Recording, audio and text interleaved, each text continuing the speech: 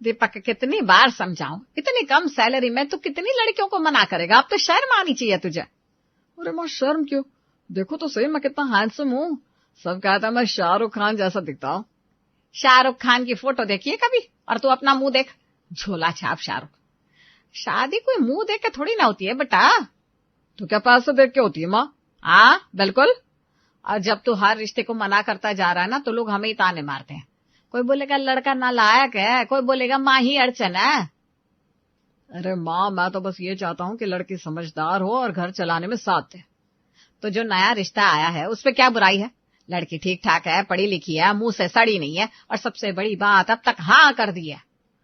पर उसकी फैमिली को मेरी सैलरी का पता चला क्या? नहीं, पर मैं कुछ ज्यादा ही बोल आई हूँ। अब तू ना चुपचाप शादी के लिए हाँ कर दे। क्या बोल आई हूँ माँ? यही कि तू सॉफ्टवेयर इंजीनियर है, अमेरिका जाने वाला है, और हम लोग तो गाड़ियों के काफिले में चलते हैं। अरे माँ अपना ऐसा क्यों कहा? क्योंकि अगर मैं सच बोलूं तो रिश्ते वाले उल्टा चप्पल मारे। आजकल की दुनिया में फेंकना जरूरी है बेटा। मगर माँ कल को अगर सच्चाई सबके सामने आ गई तो क्या, लड़की वाले भी तो फेंकते होंगे ना। तू बस शादी के लिए हाँ कर दे, आगे सब भगवान संभालेंगे। ठीक है माँ, अगर आप कह रही हो तो हाँ कर देता हूँ, मगर एक शर्त पर। अब ये क्या शर्त है? कि शादी वाले दिन सब उधार मत ले आना, और जो भी फेंका है कम से कम उसका हिसाब मुझे पहले बता देना। चल हट, तू तो ऐसा बोल रहा है जैसे हम कोई धोखेबाज है। अरे बस थोड़ा बढ़ा चढ़ा कर बोला है, झूठ थोड़ी ना बोला है। माँ आप ही ने तो कहा कि गाड़ियों के काफिले में चलते हैं, हमारी तो स्कूटी भी पंचर है। वो तो भगवान की माया है बेटा। चल अब तो तैयार हो जा रिश्ता पक्का करने के लिए। ठीक है माँ, लेकिन बाद में मुझे मत बोलना कि तूने मुझे बताया नहीं। अरे हाँ हाँ, अब ज्यादा दिमाग मत चला। बस सूट सिलवा ले नया वाला, और बालों में थोड़ा हेयर जेल भी लगा लेना। पहली बार कोई लड़की तुझे देखने आएगी। और क्या, अगर किस्मत ने साथ दिया ना तो अगला शाहरुख तो मैं ही बनूंगा। हाँ, बस वो लड़की काजोल ना निकले जो तुझे थप्पड़ मार दे। मौ चल चल, अब जाकर अपने कपड़े ठीक कर, कल लड़की वालों के यहाँ जाना है। और सुन, फेंकने की भी ना प्रैक्टिस कर लेना, तुझसे तो दो झूठ भी नहीं बोले जाते। मैं झूठ नहीं बोलूंगा, बस आपकी तरह थोड़ा रंग चढ़ा दूंगा। अब आया ना लाइन पर मेरा हीरो। अगला सीन तैयार है, जहां नैना देवी लड़की वालों यानी कि रिंकी के घर जाती है और जमकर फेंकती है। अरे आइए आइए, बहुत दिन बाद कोई रिश्ता हमारे दरवाजे आया है। आप तो खुद रजवाड़ों की तरह लग रही हैं। हाय राम, मत पूछिए बहन जी, क्या करे, खानदानी ठाठ है। हमारे यहाँ तो हर शगुन में हीरा जड़वाना रिवाज है। सच में? वो तो बहुत बड़ी बात है जी। बड़ी बात क्या है भाई, हम तो सादगी पसंद लोग हैं। पर बच्चा हमारा विदेशों में काम करता है तो थोड़ा बहुत दिखावा तो करना ही पड़ता है। विदेशों में? कौन सा देश? अरे बेटा, अभी तो अमेरिका का ही वीजा लग रहा है, बस अगले महीने फ्लाइट है ना विमल जी? यही कहा था ना पंडित जी ने, दूल्हा विदेश जाएगा। जी जी बिल्कुल बिल्कुल। अच्छा, तो आपके यहाँ शादी कैसे होती है? हमारे यहाँ तो शादी मतलब 4 दिन का त्योहार होता है। हल्दी मेहंदी संगीत सब में अलग अलग थीम होती है। पिछली बार मेरी भांजी की शादी में मैंने पूरा डायमंड सेट डलवाया था। उसके ससुराल वाले तो अब तक तारीफ करते नहीं थकते। माँ वो डायमंड नहीं, अमेरिकन डायमंड था ना। अरे चुप रहना, कोई सुन लेगा। मैंने भी सोच लिया है, इस बार शादी में मैं तो सीधे मनीष मल्होत्रा से अपना लहंगा डिजाइन करवाऊंगी। वाह बेटा, यही होना चाहिए। हमारी भी यही सोच है कि बहू आए तो किसी रानी जैसी। आपने तो दिल खुश कर दिया जी। अब हम भी सोच रहे हैं रिसेप्शन किसी 5 स्टार होटल में ही करें। वो क्या कहते हैं, हेरिटेज पैलेस में। हाँ जी बिल्कुल, हम भी तो वही सोच रहे हैं।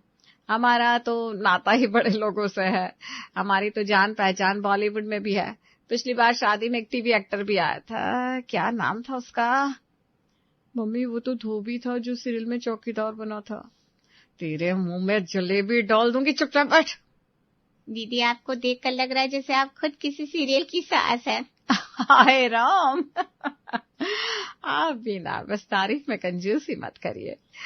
और रिंकी तो बहुत प्यारी है, मुझे तो पहली बार में ही पसंद आ गई है। मुझे भी दीपक बहुत अच्छे लगे, थोड़ा कम बोलते हैं लेकिन शराफत झलकती है। अरे वो तो ऑफिस में काम का बोझ रहता है ना, इसलिए शांत रहता है, वरना घर में तो हंसी मजाक करता ही रहता है। दीदी आप कहें तो हम सगाई की तारीख निकाल लें? क्यों नहीं बहन जी, जल्दी करिए। मुझे तो रिंकी को अपनी बहू बनाने की बड़ी जल्दी है। और एक बात कहूँ, शादी के लिए मैं उसकी पसंद का डायमंड सेट खुद डिजाइन करवाऊंगी। और मैं भी मम्मी से कह दूंगी कि मनीष मल्होत्रा का अपॉइंटमेंट फिक्स कर दे। अब तो लग रहा है हम सब झेल जाएंगे। चुप, शादी की मिठाई खा, चिंता मत कर। माँ आप आ गई, कैसी रही मुलाकात? हे राम, ऐसी रही पूछ मत, एकदम शाही ठाट से बात करके आई हूँ। लड़की वाले तो मुग्ध हो गए। अच्छा, आपने क्या क्या बोला? मैंने कहा हमारी हर शादी में डायमंड सेट दिया जाता है। फिर कहा 5 स्टार होटल में रिसेप्शन करेंगे। और मैंने तो ये भी बोल दिया हमारे बेटे की तो अमेरिका में नौकरी लग गई है। माँ ये सब क्या बोला आप? इतना सब तो सपने में भी नहीं कर सकते हम। अबे चुप, यही तो तरीका होता है रिश्ता जमाने का, थोड़ा रंग चढ़ा के बोलना पड़ता है। अब क्या मैं सच सच बताकर शादी करवाऊं? फिर तो जीवन भर अकेला ही रहेगा तेरा भाई। पर माँ diamond set, 5 star hotel, Manish Malhotra का लहंगा। अरे बेवकूफ, डायमंड मतलब अमेरिकन डायमंड और लहंगा मतलब रेडीमेड लहंगा जो चांदनी चौक से सिला लेंगे। बाकी सब तो शब्दों का जादू होता है। और आप बोली कि हम गाड़ियों के काफिले में चलते हैं। बोला था, और देख कितना बढ़िया बोला। मैंने कहा हमारा तो गाड़ियों के बिना शगुन भी पूरा नहीं होता। पर माँ हमारी स्कूटी का तो ब्रेक भी फंसा हुआ है। उसी को तो सर्विसिंग पे भेजा है ना। अरे तू नेगेटिव क्यों सोचती है इतना? माँ कहीं कल को सच्चाई खुल गई तो? खोलेगी तो वो भी अपने आप एडजस्ट कर लेंगे। और सिर्फ हम ही दिखावा थोड़ी कर रहे हैं, पूरी दुनिया दिखावा करती है बेटा। तुझे क्या पता है, चल अब बात खत्म कर। माँ अपना कमाल है। अरे बेटा ये सब सालों का तजुर्बा है, रिश्ते ऐसे ही बनते हैं आजकल। दिल जीतने के लिए थोड़ा झूठ बोलना पड़ता है, मगर किसी का नुकसान नहीं कर रहे हैं। तो अब अगला कदम? अब अगला कदम है लड़का और लड़की की 1-2 मुलाकातें करा दो, फिर सगाई की तारीख निकाल लो। और हाँ, घर साफ सुथरा रखना, कहीं लड़की वाले हमारे बंगले में अचानक ना आ टपके। माँ हमारा तो एक ही कमरा है। तो क्या हुआ, कहते हैं बंगले छोटे हो सकते हैं पर दिल बड़े होने चाहिए। इतना सुनने के बाद कौन बहस करेगा। माँ सच्ची में सिर से पांव तक ड्रामा हो। और तू मेरी बेटी है, ड्रामा क्वीन पार्ट 2। अब तो डर लग रहा है शादी के दिन कहीं सच का बम ना फूट जाए। बम तो फूटेगा ही, पर तब तक शादी के लड्डू बांट दिए जाएंगे। रिंकी इधर आ जरा, तुझसे एक जरूरी बात करनी है। हाँ माँ क्या हो गया? फिर से कोई भूल हो गई क्या? भूल मैं नहीं तू कर रही है। बोल तो दिया सबके सामने कि तू मनीष मल्होत्रा का लहंगा लेगी। अब बता कहाँ से लाएंगे 1 लाख रुपए का लहंगा? अरे माँ आप भी ना, मैं थोड़ी सी एक्टिंग कर रही थी। थोड़ा रौब जमाना जरूरी होता है ऐसे मौकों पर। रौब जमाना है तो दिमाग से जमाओ, जेब काट के नहीं। पता है उस नैना देवी ने कितनी बातें बना दी। कह रही थी डायमंड सेट, गाड़ियों का काफिला, अमेरिका वाला बेटा। तो फिर ठीक ही तो हुआ ना, उन्होंने फेंका मैंने भी फेंक दिया। अरे दोनों तरफ से झूठ चल रहा है क्या? अरे माँ झूठ नहीं, बस थोड़ा सा खुली आंखों से देखने वाला सपना है। सपना तो अच्छा है, लेकिन कहीं शादी के दिन सब खुलासा हो गया तो कह देंगे डिजाइनर ने टाइम पर डिलीवर नहीं किया, और मैं चांदनी चौक से जो लहंगा पसंद कर रही हूँ ना, वो बिल्कुल फिल्मी लगेगा। अरे वो मनीष मल्होत्रा उसका लेबल मैं खुद बना लूंगी। एक बार शादी हो जाने दो, फिर कौन देखने आएगा। तेरा दिमाग तो तेज है, पर लड़की होकर भी तुझ में थोड़ा भी डर नहीं? माँ आजकल रिश्ते नाम और रेट से नहीं, समझदारी और एडजस्टमेंट से चलते हैं। और अगर सच्चाई कभी सामने आ भी गई तो कह देंगी हालात बदल गए। मतलब पूरी प्लानिंग कर रखी है तूने। और नहीं तो क्या माँ, सास भी तो कह रही थी डायमंड सेट दिलवाएंगी। मैं भी कहूँ देखो जरा असली है या अमेरिकन डायमंड। अरे पगली तू भी ना जलेबी से कम ना है। माँ टेंशन ना लो, सब शादी के दिन तक सेट हो जाएगा। और सुनो, वो चांदनी चौक वाले कल्याणी फैशन में ना एक लहंगा देखा था, पूरे 8,000 का। सिलवा कर ऐसा बनवाऊंगी कि सब सोचेंगे यही मनीष मल्होत्रा है। तब फिर ठीक है, लेकिन देख लेना कहीं किसी रिश्तेदार ने पहले से वैसा पहन ना रखा हो। उसका भी इलाज है, कह देंगे ये तो एक्सक्लूसिव डिजाइन है, बस इंस्पिरेशन लिया गया है। तो ना बिल्कुल अपनी माँ पर गई है। वो भी शादी में साड़ी को शिफॉन बोलकर ऑर्गेन्जा बेचती थी। और अब मैं भी शराफत का चूल्हा ओढ़कर चालाकी की साड़ी पहनूंगी। ठीक है चल, अब लहंगा जल्दी से खरीद ले, कहीं ऐसा ना हो मनीष मल्होत्रा फोन करके खुद पूछे, रिंकी जी कब आ रही हैं आप? अगर वो आया ना तो मैं कहूंगी, भैया चाय पियो और वापस जाओ, आपका लहंगा हमने लोकल में सिलवा लिया। जा अब सिलाई वाले को बोल देना फुल फ्लेयर और ज्यादा चमक चाहिए, सास को लगे कि बहू हीरा है भाई। हीरा नहीं माँ, अमेरिकन डायमंड। आराध्या वो ब्लाउज का पीस ले लेती हूँ, गोल्डन वाला। हाँ दीदी बढ़िया है, और दुपट्टा भी मैचिंग वाला मिल गया तो वही सेट कर लेना। ठीक है फिर यही लेते हैं, वैसे भी लहंगा तो मनीष मल्होत्रा के नाम से जाना जाएगा, कपड़ा चाहे किसी भी दुकान का क्यों ना हो। दीदी तुम ना अब मास्टर बन गई हो फैक्ट फैशन की। तभी पीछे से एक महिला की तेज आवाज आती है, अबे ओ रिक्शे वाले, क्या लूट रहा है? 400 रुपए, वो भी बस स्टेशन से यहाँ तक। माताजी जाम था, ऊपर से 2 बार आपने खुद ही रास्ता बदलवाया। तो क्या मैं बाहर गांव से आई हूँ जो 400 दे दूंगी तुझे? सरकारी रेट पता है तुझे? अरे आराध्या वो देखो, ये तो हमारी सासू माँ लग रही है ना। हाँ दीदी वही है, और देखो कैसे लड़ रही है रिक्शे वाले से। चलो चलो पास चलते हैं। नमस्ते मम्मी जी, आप यहाँ? हाय रिंकी बेटा, तुम यहाँ कैसे? वो ना हम मार्केट आए हैं, लेकिन आप तो कह रही थी आप लोग बड़ी बड़ी गाड़ियों से चलते हैं। अरे हाँ, हमारी गाड़ी तो गई है सर्विसिंग में, अब जब गाड़ी नहीं है तो क्या आसमान से उड़ कर आऊं? तो मम्मी जी ये जो गाड़ी है ना रिक्शा, यही आपके काफिले की गाड़ी है क्या? अरे नहीं, ये बस एक्सेप्शन है। अब क्या बताऊं, हमारा ड्राइवर छुट्टी पर है, छोटी बहू को मार्केट में कुछ काम था, मैंने सोचा चलो रिक्शे से ही निपटा लूं। नहीं हमें तो अच्छा लगा ये देखकर कि आप इतने डाउन टू अर्थ है। हाँ दीदी, अब सच्चाई में जीने वालों को फैशन ही अलग होता है। हाँ बिल्कुल, वैसे भी ना हमें दिखावा पसंद नहीं है, बस थोड़ा बहुत बोलना पड़ता है लोगों के सामने, वरना कौन पूछता है भला। माताजी पैसे दे दीजिए अब। ले बेटा, और भगवान से दुआ कर तेरे जैसे लुटेरों से बचाए। रिंकी मुस्कुराकर आराध्या की ओर देखती है। मम्मी जी चलिए हम छोड़ देते हैं आपको, आराध्या का स्कूटर यहीं खड़ा है। अरे नहीं बेटा, मैं खुद चली जाऊंगी, वैसे भी ना ज्यादा दिखावे की आदत नहीं रही अब। दीदी लगता है अब सास बहू दोनों सच्चाई में जीने का अभ्यास कर रही हैं। सही कहा, झूठ के झगड़े से अच्छा है सच्चाई का ठेला। सब हंसते हैं और आगे चले जाते हैं। कहाँ जा रहे हो दीपक? कुछ खाना वाना ले जाओ साथ में। नहीं माँ भूख नहीं है अभी, मैं रिंकी से मिलने जा रहा हूँ, थोड़ी बात करनी है। अच्छा समझ गई, पर टाइम से आ जाना।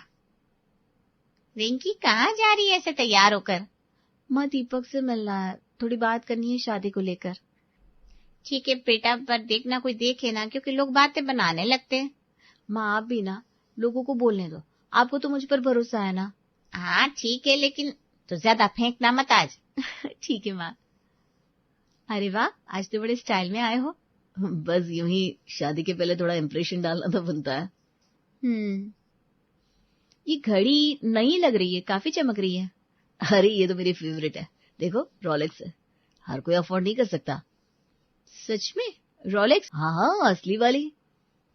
तुम्हारी ये घड़ी देखने के बाद तो लग रहा है शादी के बाद तुम्हें गिफ्ट में कुछ देना पड़ेगा, मुझे भी ऐसा ही। हाँ दे दूंगा, अभी बता दो, पहले से ऑर्डर कर देता हूँ। अच्छा जी, वैसे मुझे ना झूठ पसंद नहीं है ज्यादा, आप मुझसे सच बोलिए, मेरे लिए इतना ही बहुत है। हाँ तो वैसे झूठ बोलना भी नहीं चाहिए, मुझे तो झूठ बिल्कुल पसंद नहीं है। अच्छी बात है, तब तो लगता है हमारी जोड़ी खूब जमेगी। वैसे तुमने अपना 1 लाख वाला लहंगा ले लिया, ऑर्डर दे दिया? हाँ दे दिया। वैसे आप क्यों पूछ रहे हो? मैंने तो बस ऐसे ही पूछा, ये जानने के लिए कि सब अरेंजमेंट हो गई ना। हाँ सब कुछ सही है।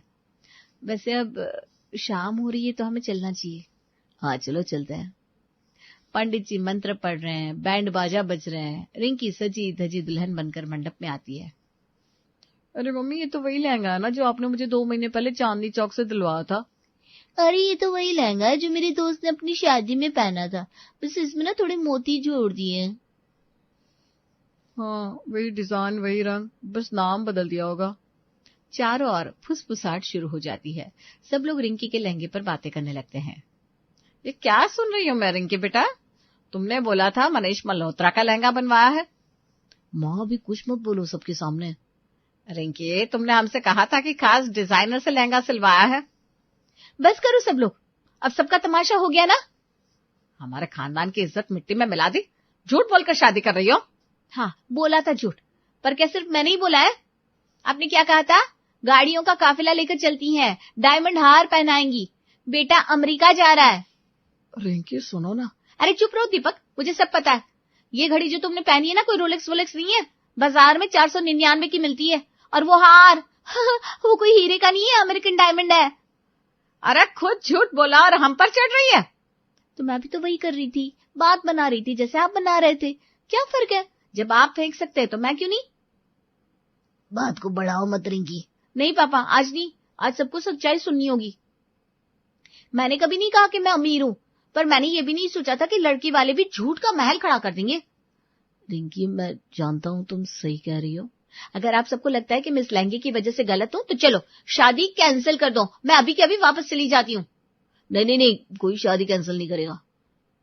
मैंने भी झूठ बोला और मेरी माँ ने भी और तुमने भी, लेकिन आज जो हिम्मत तुमने दिखाई है वो मुझे किसी मनीष मल्होत्रा के 1 लाख लहंगे से भी ज्यादा पसंद आई। अरे पर बेटा। माँ, अब और नहीं, अब जो साथ चलेगा सच्चाई के साथ चलेगा। हाँ तो ठीक है, मैं भी कमाती हूँ, तुम भी कमाते हो, दोनों मिलकर घर चला सकते हैं। हाँ, हम मैनेज कर लेंगे। और अब ये दिखावे का खेल खत्म। झूठ के रिश्ते ज्यादा दिन नहीं टिकते, इसलिए अब ये झूठ की इमारत गिरा दे, वही अच्छा रहेगा। हाँ दीपक, मुझे तुम्हारे बारे में सब पता है, लेकिन मैं तब भी शादी के लिए तैयार हूँ क्योंकि तुम पसंद हो मुझे। और तुम भी मुझे बहुत पसंद हो। अच्छा ठीक है, अब बैठो दोनों। पंडित जी, शुरू कीजिए फेरों का काम। बिल्कुल, आप दोनों अपनी अपनी जगह बैठ जाइए। और दीपक का रिंकी की शादी हो जाती है। कहते हैं किसी इंसान को अगर एक बार कोई आदत लग जाए तो उस आदत को सुधारना बहुत मुश्किल हो जाता है। ऐसी ही एक बुरी आदत थी शीतल की कि वो हमेशा अपने डिसीजंस दूसरों पर थोपती थी, जिस वजह से उसके आसपास रहने वाले लोग हमेशा उससे परेशान रहते थे। अरे, ये आपके हाथ में क्या है भाभी? ये तो गुड्डू का एडमिशन फॉर्म है। कल तुम्हारे भैया स्कूल में उसका एडमिशन करवाने गए थे ना, तो उन्होंने ये फॉर्म फिल करने के लिए दिया है। अच्छा, जरा दिखाओ तो। अरे अरे रे भाभी, ये अब गुड्डू का एडमिशन किस स्कूल में करवा रही है? इससे अच्छा तो वो ज्ञान मार्ग वाला स्कूल है, आप गुड्डू का एडमिशन ना वहीं करवाओ। लेकिन शीतल, ये स्कूल बहुत अच्छा है। ज्ञान मार्ग वाला स्कूल एक तो बहुत दूर है और वहाँ का ना एनवायरनमेंट भी ज्यादा अच्छा नहीं है। अरे किसने कह दिया आपको ऐसा? उस स्कूल से अच्छा तो कोई और स्कूल है ही नहीं। मेरा भतीजा अगर किसी स्कूल में पढ़ेगा ना तो उसी स्कूल में पढ़ेगा। आपको ये फॉर्म फिल करने की कोई जरूरत नहीं है। शीतल बिना कुछ सोचे समझे उस एडमिशन फॉर्म को फाड़ कर फेंक देती है। तुम्हारा दिमाग तो खराब नहीं हो गया शीतल? क्या सोचकर ये एडमिशन फॉर्म फाड़ दिया? अरे, जब हमें अपने गुड्डू का एडमिशन इस स्कूल में करवाना ही नहीं है तो इस फॉर्म का करना क्या था, इसलिए फाड़ दिया। तुम ना बहुत ओवर कर रही हो शीतल, हर बात में अपनी टांग अड़ाती हो। वो कम है क्या? मेरा गुड्डू किस स्कूल में पढ़ेगा, अब ये डिसीजन भी तुम लोगी हैं? कुछ तो हमारे ऊपर छोड़ दो। अरे क्या हो गया बहू, अगर शीतल गुड्डू का एडमिशन किसी दूसरे स्कूल में करवाना चाहती है तो क्या दिक्कत है? वो गुड्डू की बुआ है, उसे ये करने का पूरा हक है। इस घर में हर चीज का हक तो सिर्फ इसी को है ना, बाकी सब तो इस घर में बेवकूफी है। कुछ सामान खरीदना है तो वो शीतल की पसंद से आएगा, कहीं घूमने जाना है तो जहाँ शीतल कहेगी वहां चलेंगे। सुबह के नाश्ते से लेकर रात के खाने तक शीतल की पसंद का खाना बनेगा। ये तुम्हारा मायका है, इसलिए यहाँ सब तुम्हारी सुन लेते हैं। कल को जब अपने ससुराल जाओगी ना तब तुम्हें अकल आएगी। आप ना बहुत ज्यादा बोल रही हो भाभी, ऐसा तो मैंने कुछ नहीं कह दिया। और वैसे भी मैं जब ससुराल जाऊंगी ना तब देख लेना वो लोग कैसे मेरी बात मानेंगे। आपको तो मेरी कोई कदर ही नहीं है। कदर तो तुम्हारे ससुराल वाले तुम्हारी ऐसी करेंगे कि तुम देखती रह जाओगी। अपने डिसीजंस दूसरों पर जो थोपने की आदत है ना तुम्हारी सास अच्छे से बताएगी तुम्हें। कुछ समय बाद शीतल के घर वाले उसके लिए रिश्ता ढूंढते हैं और सुमित्रा देवी के बड़े बेटे नवीन से शीतल की शादी हो जाती है। बहू, आज तेरी पहली रसोई है, इसलिए तू खाने में सबके लिए आलू टमाटर की सब्जी, पूरी और खीर बना ले। अरे यार, सुबह सुबह मुझे इतना सब कुछ बनाने को बोल दिया। मेरा तो सुबह सुबह कुछ भी बनाने का मन ही नहीं कर रहा। अरे बहू, क्या सोचने लगी? आता तो है ना ये सब बनाना तुझे? हाँ माँ जी, मुझे बनाना तो सब आता है, लेकिन इतनी सुबह सुबह ऑयली खाना अच्छा नहीं होता ना। आपको तो वैसे भी बीपी की प्रॉब्लम रहती है। मैं एक काम करती हूँ, सबके लिए ना दलिया बना देती हूँ। बेशक आप मुझे मेरी पहली रसोई के लिए कम नंबर दे देना, लेकिन मैं आप लोगों की सेहत के साथ खिलवाड़ नहीं कर सकती। ना जी ना, बिल्कुल नहीं। वाह वाह वाह वाह बहू, कितनी अच्छी बात कही तूने। आज तक मेरी सेहत का किसी ने इतना ख्याल नहीं रखा जितना तूने मेरे बारे में सोचा। जा बहू, तू सबके लिए दलिया ही बना ले। क्या माँ, अब तुम्हारी वजह से हम सबको दलिया खाना पड़ेगा? रात के समय। माँ देखो, मैं कॉलेज की पार्टी के लिए ये ड्रेस लेकर आई हूँ। अच्छी लग रही है ना? अरे ये तुम कौन सी ड्रेस ले आई? इससे अच्छा तो तुम मेरी साड़ी ही पहन लेती। मेरे पास इतनी अच्छी अच्छी नई साड़ियां हैं। लेकिन भाभी, मेरी कोई भी फ्रेंड साड़ी नहीं पहन रही, सब ऐसी ही ड्रेस पहन रही है। अगर मैं अकेले साड़ी पहनकर जाऊंगी ना तो बहुत अजीब लगूंगी। अरे ऐसा कुछ नहीं होता। मैं भी अपने कॉलेज की पार्टी में साड़ी ही पहन कर गई थी। सबने वेस्टर्न पहना है तो क्या हुआ? जरूरी थोड़ी ना है जो सब करे वो तुम भी करो। तुम तो मेरी साड़ी ही पहनकर जाना, कोई जरूरत नहीं है तुम्हें ये ड्रेस पहनने की। लेकिन भाभी, मैं ये ड्रेस बहुत पसंद करके लेकर आई हूँ। मेरा बहुत मन है इस ड्रेस को पहनने का। अरे तो क्या हो गया? जैसे इस ड्रेस को लेकर आई हो वैसे ही वापस दे आओ, और अगर वापस नहीं देनी तो कभी और टाइम पहन लेना। लेकिन पार्टी में तुम मेरी साड़ी ही पहनकर जाओगी। अरे भला ये कैसी जबरदस्ती है? अरे बेटा, जब तेरी भाभी बोल रही है तो पहन लेना। वो तेरा बुरा थोड़ी ना सोचती है। ये ड्रेस कभी और टाइम पहन लियो। हाँ नहीं यार, अब कपड़े भी मुझे इनकी पसंद के पहनने पड़ेंगे। शीतल के इस बिहेवियर से उसकी ननद बहुत ज्यादा परेशान होने लगी थी। जो शीतल को पसंद होता वो सबसे वही करवाते। लेकिन अब घर पर उसकी नई नवेली देवरानी शादी करके आई। क्या नई देवरानी शीतल को हर बात में अपनी मनमानी करने देगी, या शीतल के पास से उसी पर उल्टे पड़ेंगे? चलिए देखते हैं। माँ, मैंने और रश्मि ने घूमने के लिए मनाली जाने का सोचा है। क्या मनाली? अरे देवर जी, क्या करोगे मनाली जाकर? वहां पर इतनी ठंड है, परेशान हो जाओगे। कोई जरूरत नहीं है आपको मनाली जाने की। हाँ, जाना ही है तो कहीं आसपास चले जाओ। भला ये क्या बात हुई भाभी? अगर हमारा मन मनाली जाने को है तो हम मनाली ही जाएंगे ना। अरे भाई, मैं तो तुम्हारे भले के लिए कह रही हूँ। इतनी ठंड में जाओगे तो बीमार हो जाओगे। इससे अच्छा तो तुम जयपुर चले जाओ, वहां का मौसम भी ठीक है। भाभी, रश्मि का मन है मनाली घूमने का। वो आज तक कभी मनाली नहीं गई, इसलिए हम मनाली ही जाएंगे। अरे अरे, तू तो शादी होती है उसकी सारी बातें मानने लग गया है? अरे भाई, कम से कम ये तो देख ले कि अभी शादी में कितना खर्चा हुआ है। मनाली घूमने जाएगा तो और कितना खर्चा होगा। मैं तो तेरे भले के लिए कह रही थी कि कहीं आसपास ही घुमा ला उसे। शीतल बहुत ठीक कह रही है बेटा। शादी में हमारा पहले ही इतना खर्चा हो गया। तुम्हें मनाली जाना है तो तुम बाद में चले जाना, अभी कहीं आसपास ही चले जाओ। अपनी माँ के मुंह से ये बात सुनकर जतिन का मूड खराब हो जाता है, इसलिए वो बिना बहस किए वहां से अपने कमरे में चला जाता है।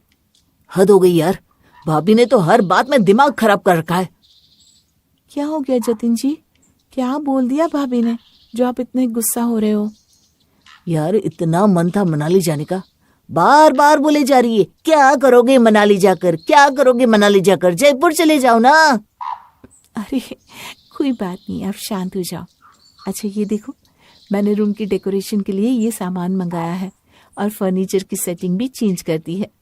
अब कमरे में स्पेस भी खुला खुला लग रहा है ना? अरे हाँ, अच्छा लग रहा है। अरे क्या खाक अच्छा लग रहा है? मैंने इतनी अच्छी तरह से कमरा सेट किया हुआ था, ये क्या कर दिया तुमने? हद हो गई भाभी, कम से कम कमरे के अंदर नॉक करके तो आ जाया करो।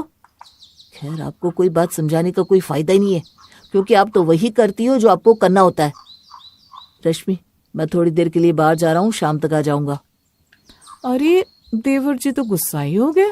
वो तो दरवाजा आधा खुला हुआ था ना, और मैंने तुम्हारी आवाज सुनी इसलिए डायरेक्ट अंदर आ गई। लेकिन तुमने ना पूरे कमरे की सेटिंग खराब कर दी। मुझे दोबारा से सारा कमरा वैसे ही करने दो। लेकिन भाभी, मुझे और जतिन जी को कमरे की सेटिंग अच्छी लग रही है, तो आप क्यों इसे चेंज करना चाहती हैं? मैं इस घर की पुरानी बहू हूँ, इसलिए मुझे अच्छे से पता है कि कौन सी चीज कहाँ पर ज्यादा अच्छी लगती है। तुम अभी यहाँ पर नई नई आई हो ना, इसलिए तुम्हें घर की साज सजावट के बारे में कुछ नहीं पता। इसलिए मैं तुम्हें घर की डेकोरेशन करना सिखाऊंगी। ये शोपीस तुमने जो लगाया है ना, इसे यहाँ से उठा लो और फेंक दो। बिल्कुल अच्छा नहीं लग रहा। लेकिन भाभी, शीतल रश्मि के लगाए हुए शोपीस को उठाकर डस्टबिन में फेंक देती है और कमरे की पूरी सेटिंग को बिल्कुल चेंज कर देती है। रश्मि को भी उसकी ये आदत बहुत बुरी लगती है, लेकिन वो छोटी होने के नाते कुछ नहीं कहती। तभी एक दिन, माँ मेरी ग्रेजुएशन कंप्लीट हो गई, मुझे मास्टर्स के लिए मुंबई भेज दो ना, वहाँ का कॉलेज बहुत अच्छा है, मेरी फ्रेंड्स भी वहाँ पर पढ़ने जा रही है। ठीक है बेटा, अगर तुम मुंबई जाकर अपनी पढ़ाई पूरी करना चाहती है तो कोई बात नहीं, तेरे पापा तेरे साथ जाकर तेरा एडमिशन करवा देंगे। तुम कितनी अच्छी हो माँ, थैंक यू सो मच। अरे काहे का थैंक यू सो मच? तुम्हें अपनी मास्टर्स की पढ़ाई करनी है ना, तो उसके लिए मुंबई जाने की क्या जरूरत है? तुम यहाँ रहकर भी अपनी पढ़ाई पूरी कर सकती हो। वैसे भी आजकल माहौल कितना खराब है, ऊपर से इतनी दूर जाकर पढ़ाई करना। सच सच बताओ, तुम्हारा किसी लड़के से कोई चक्कर तो नहीं है ना? इसीलिए तो तुम इतनी दूर पढ़ाई करने नहीं जा रही। आपका दिमाग तो ठीक है भाभी, आप किसी को कभी भी कुछ भी बोल देती हो। मैं वहाँ पर पढ़ाई के लिए इसलिए जा रही हूँ क्योंकि वहाँ का कॉलेज अच्छा है। नन्ना जी, कॉलेज तो यहाँ के भी कोई कम अच्छे नहीं है। माँ जी, आपको इसे बाहर पढ़ने भेजने की कोई जरूरत नहीं है। खामखा बाहर जाकर ये बिगड़ेगी। इसे पढ़ना ही है तो यहीं पर पढ़ने दो ना। अरे पढ़ने वाला इंसान तो कहीं भी पढ़ लेता है। बात तो तुम ठीक कह रही हो शीतल बहू, कॉलेज तो हमारे यहाँ भी कम नहीं है। बेटा कोई जरूरत नहीं है तुझे बाहर जाने की, तेरे पापा यहीं किसी कॉलेज में तेरा एडमिशन करवा देंगे। आपने तो हद कर रखी है माँ, इनका बस चले ना तो ये हमें अपनी मर्जी से सांस भी ना लेने दे। ये जब से इस घर में आई है तब से हर चीज में सिर्फ और सिर्फ अपनी ही मर्जी चलाती है। अरे तो क्या हो गया, तेरा कुछ बुरा थोड़ी ना चाहती है, तेरे अच्छे के लिए तो कह रही है। शीतल बहू ने बोल दिया कि तेरा एडमिशन यहीं पर होगा तो बस यहीं होगा।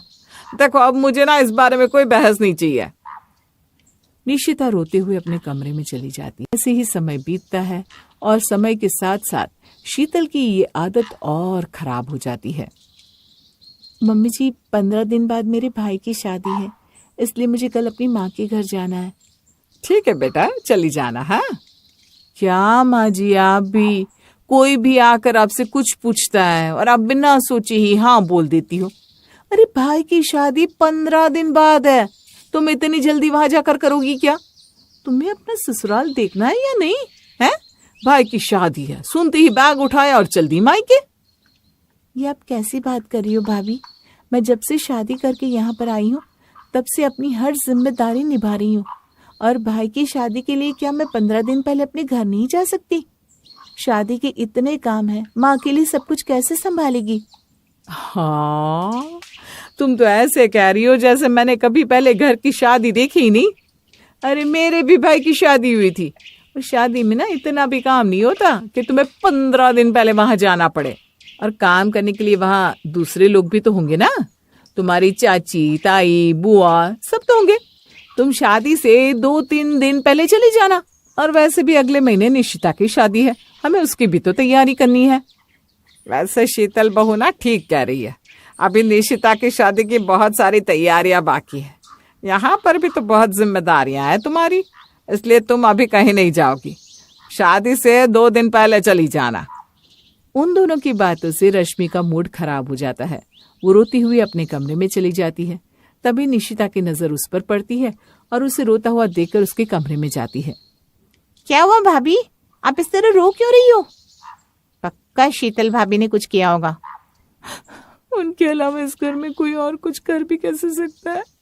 हर चीज में सिर्फ उनकी मर्जी चलती है। प्लीज प्लीज आप रो मत भाभी, मुझे बताओ क्या हुआ। रश्मि निशिता को सारी बात बताती है। ये तो इन्होंने हद ही कर दी, और मुझे तो ये बात समझ में नहीं आती कि माँ उन्हें हर बात में कैसे सपोर्ट करती हैं। उनको कभी उनकी गलती नजर ही नहीं आती। आज तक माँ को उनकी वजह से कोई परेशानी नहीं हुई ना, इसलिए उनकी हर बात में हाँ मिलाती है।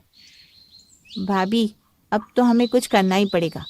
जब तक शीतल भाभी की हरकतों से माँ का खून नहीं खौलेगा, तब तक वो उन्हें सपोर्ट करना बंद नहीं करेंगी। तुम ठीक कह रही हो निशिता, लेकिन हम ऐसा क्या करें कि माँ जी खुद ब खुद शीतल भाभी से परेशान हो जाए। जब घी सीधी उंगली से ना निकले ना, तो उंगली टेढ़ी करनी पड़ती है। मैं आपको बताती हूँ। क्या दिमाग लगाया है ननद जी, एकदम निशाने पर तीर छुड़ा है। ये आइडिया बताकर तुमने आधा काम तो कर दिया, और बाकी का आधा काम तुम मुझ पर छोड़ दो। अब तो मैं सब कुछ बहुत अच्छे से संभाल लूंगी। अभी जाती हूँ शीतल भाभी के पास। रश्मि अपने प्लान को अंजाम देने के लिए शीतल के पास जाती है। अरे शीतल भाभी, आप इस तरह कैसे आराम से बैठ सकती हो? क्यों, ऐसा क्या हो गया जो मैं आराम से नहीं बैठ सकती?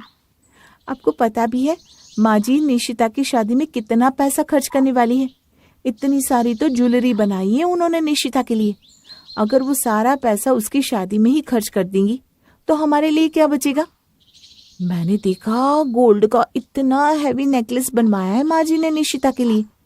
इतना अच्छा नेकलेस तो उन्होंने आपको भी नहीं दिया था।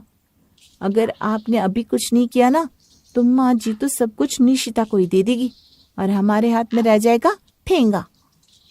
बात तो तुम ठीक कह रही हो। ऐसे कैसे माँ जी सब कुछ निशिता को दे देगी? हैं? मैं अभी जाकर बात करती हूँ माँ जी से। वाह रश्मि, तेरा तीर तो बिल्कुल निशाने पर जाकर लगा है। शीतल पूरे गुस्से में अपनी सास के पास जाती है। माँ जी, आपने निशिता की शादी के लिए क्या क्या ज्वेलरी बनाई है?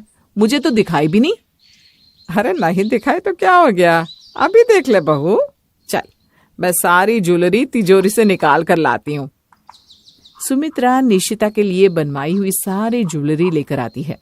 ये देख बहू, मैंने निशिता के लिए सोने का नेकलेस, ये सोने के झुमके, सोने के कड़े, एक सोने की चेन और चांदी की पायल बनवाई है।